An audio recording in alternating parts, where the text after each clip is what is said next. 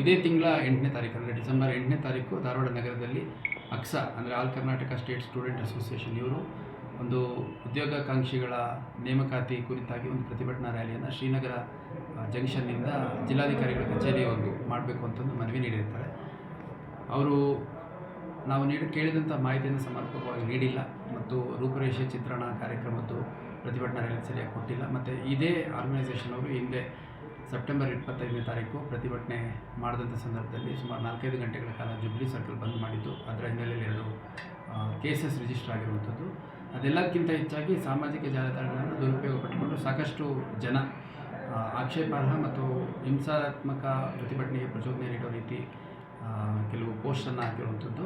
ಮತ್ತು ಇಲ್ಲಿನ ಸ್ಥಳೀಯ ಸಂಸ್ಥೆಗಳು, ಸ್ಥಳೀಯ ಸಂಘ ಸಂಸ್ಥೆಗಳು, ರೆಸಿಡೆನ್ಷಿಯಲ್ ಅಸೋಸಿಯೇಷನ್ಸು, ಶಾಲಾ ಕಾಲೇಜು, ಆಸ್ಪತ್ರೆ ಸೇರಿದಂತೆ ವಿವಿಧ ವ್ಯಕ್ತಿಗಳು, ಇಲ್ಲಿ ಸುಮಾರು 20ಕ್ಕೂ ಹೆಚ್ಚು ವಿವಿಧ ಸಂಘಟನೆಗಳು ಈ ಒಂದು ಧಾರವಾಡ ಭಾಗದ ಏರಿಯಾದಲ್ಲಿ ಪ್ರತಿಭಟನೆ ಆಗೋದ್ರಿಂದ ಸಾರ್ವಜನಿಕರಿಗೆ, ಹಿರಿಯ ನಾಗರಿಕರಿಗೆ, ಮಕ್ಕಳಿಗೆ ಅನಾನುಕೂಲ ಆಗುತ್ತೆ, ಅನುಮತಿ ನೀಡಬಾರ್ದು ಅಂತ ಮನವಿ ಮಾಡಿರೋದ್ರ ಹಿನ್ನೆಲೆಯಲ್ಲಿ ಮತ್ತು ಸಂಪೂರ್ಣ ಈ ಪ್ರದೇಶದ ಕಾನೂನು ಸುವ್ಯವಸ್ಥೆ ಗಮನದಲ್ಲಿಟ್ಕೊಂಡು, ಇಲ್ಲಿನ ವಾತಾವರಣ ಗಮನದಲ್ಲಿಟ್ಕೊಂಡು ಅಕ್ಸಾ ಫೌಂಡೇಶನ್ ಅವರು, ಅಕ್ಸಾ ಆರ್ಗನೈಸೇಷನ್ ಅವರು ಡಿಸೆಂಬರ್ 8ರಂದು ಕರೆ ನೀಡಿರುವ ಉದ್ಯೋಗಾಕಾಂಕ್ಷಿಗಳ ಹೋರಾಟಕ್ಕೆ ನೀಡಿರುವಂತಹ ಪ್ರತಿಭಟನಾ ರ್ಯಾಲಿಯ ಅನುಮತಿಯನ್ನು ನಿರಾಕರಿಸಲಾಗಿದೆ.